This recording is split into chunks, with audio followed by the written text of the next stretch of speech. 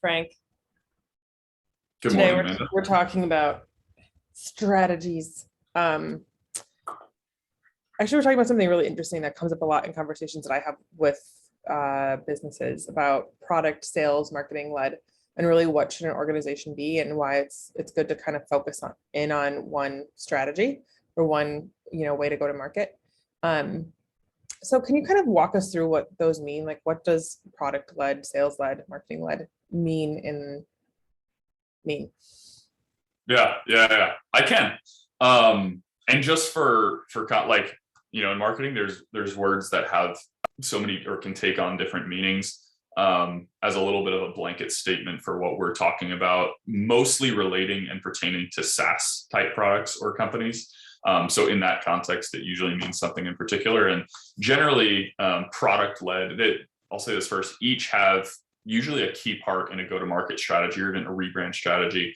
And that strategy is for acquiring, activating, and retaining new customers. So it's really just the main point of conversion or gaining customers. And so when you're talking through like a SaaS-based product or something like that, when you look at product-led, it just means that the product itself is the primary catalyst for building a customer base. So usually if you're looking at a product-led type company or brand, whatever it is in a SaaS space, it usually has a freemium model or like free trials or something like that. This could be something like Slack or Zoom. Everyone, you could go in, you sign up, everything is self-serve to a certain extent, right? Sales-led is kind of what it sounds like. It's driven by a sales force, usually individuals that are focusing on developing relationships with key decision makers. And usually it's toward or on behalf of like a larger organization when there's tons of seats in a product or there's a really tailored or custom idea that has to be figured out. Usually it's built on driving conversion and upsells through like sales conversations, demos, things like that. There's a lot of complexity. And then the last one is marketing led. This is just using a variety of traditional marketing tactics to create awareness and drive people toward the product. Usually it's creating on perceived value, or it's focused on creating perceived value up front. It relies on that perceived value to sign up clients. So there's just a lot of marketing and initiatives or campaigns that you'll see in the marketplace that just drive people toward the product. But the product UX, when you get to it, is not that heavy on driving conversions. It's really building perceived value beforehand. So that's generally the overview of the three models or the three strategies.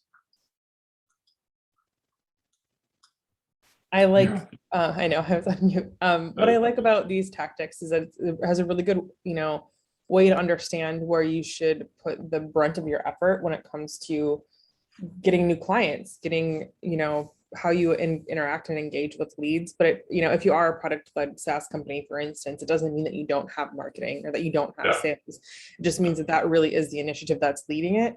And I guess that kind of leads to the question, and this is probably a trick question, but what is there one that you would say is more successful than the others?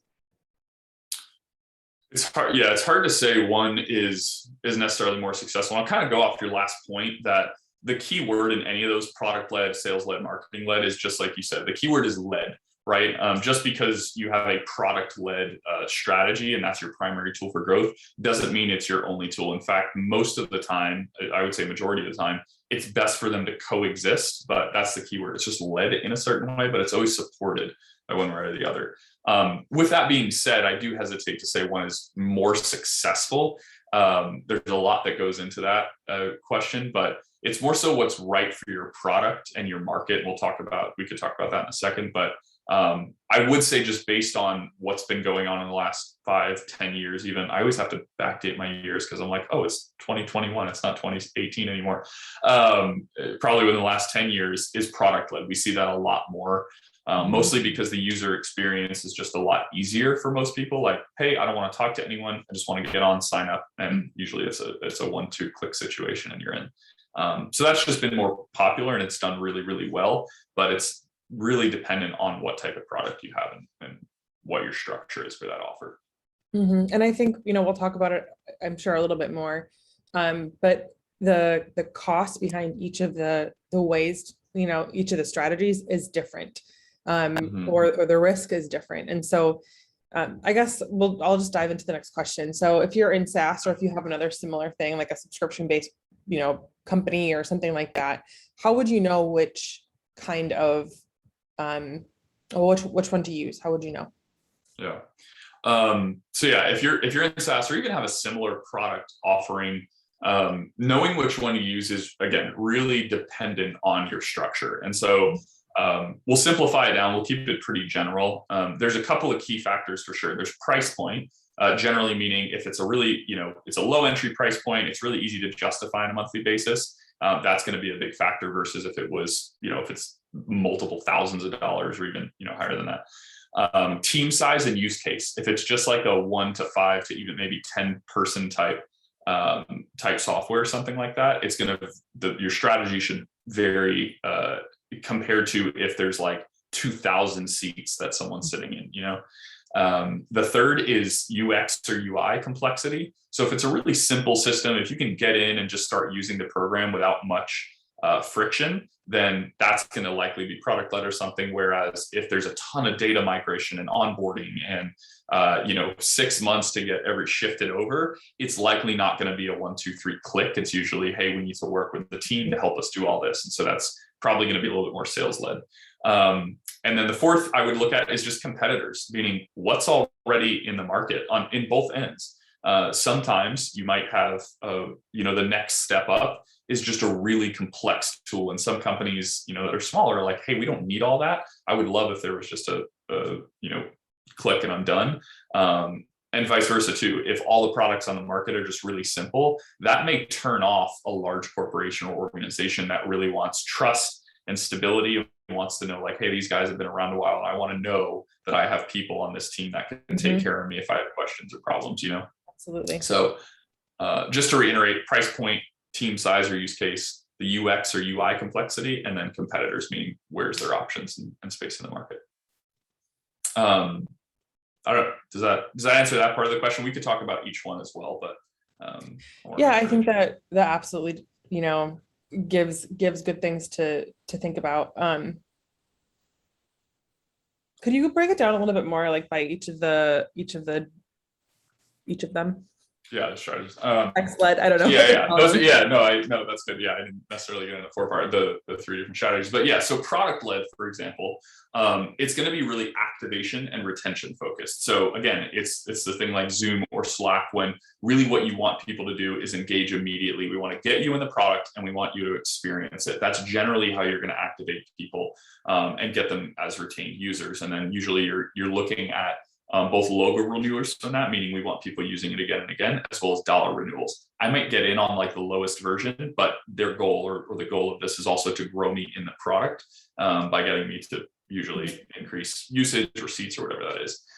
It usually targets the end user. So you're not looking at key decision makers for large organizations. You're looking at who's using this because we want them to be able to sign up real quick, try it out. Usually it means you have to have organic or strong organic conversions, meaning your product is developed and designed where it's easy to use and easy to convert. There can't be a lot of friction, which is easier said than done. I'm not even a developer, and I can understand the complexity that goes into making something so simple that that's the case.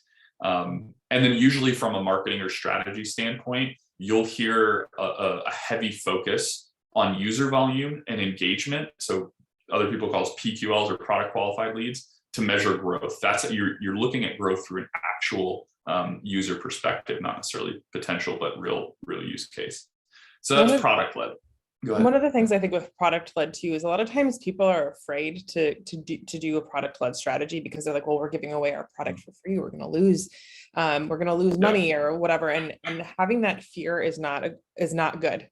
Your product should be able to stand up on its own. And also having a product led strategy allows you to create a community that will, like, I love the product led strategy, and I understand sales and marketing, why they're important too, especially with the use cases that we're going to talk through. But sometimes people hold back from doing a product led strategy because they're afraid of losing revenue. And that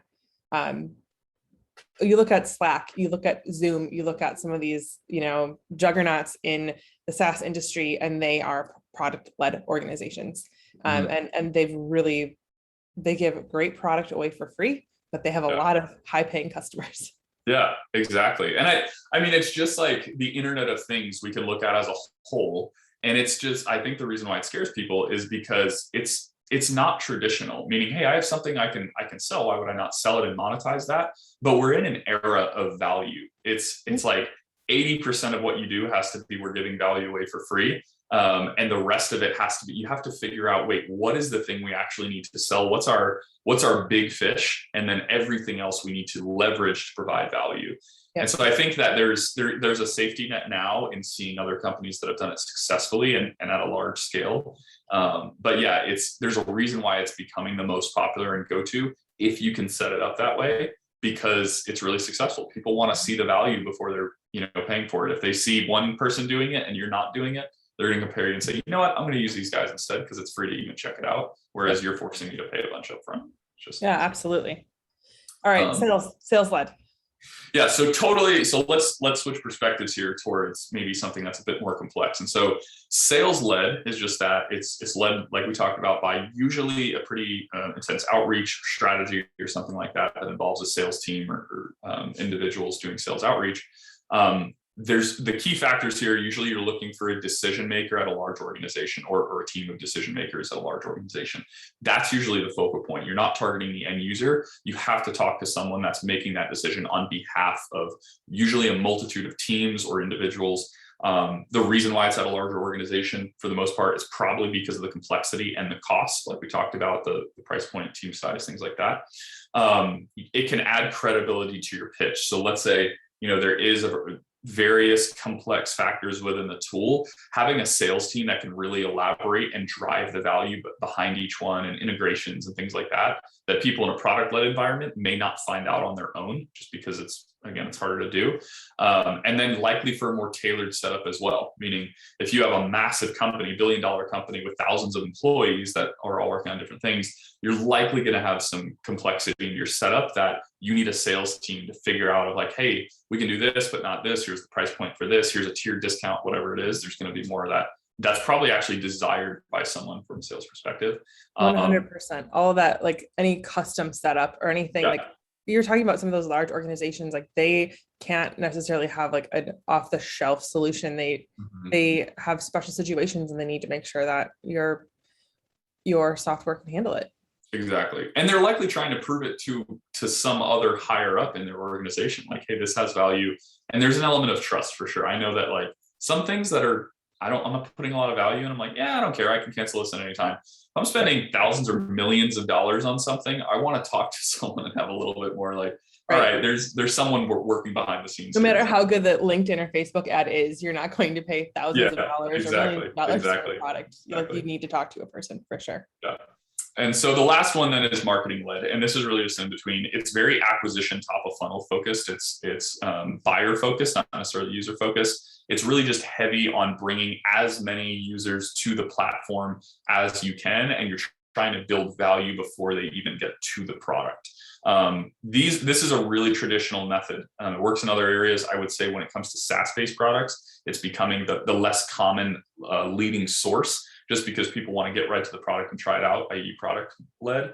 But usually you'll see here KPIs are more focused on top of funnel or MQLs more than they are actual users to promote growth and see how many people are getting interest and brand awareness. But yeah, I would say with this one, with a SaaS-based product, you have the ability to show value.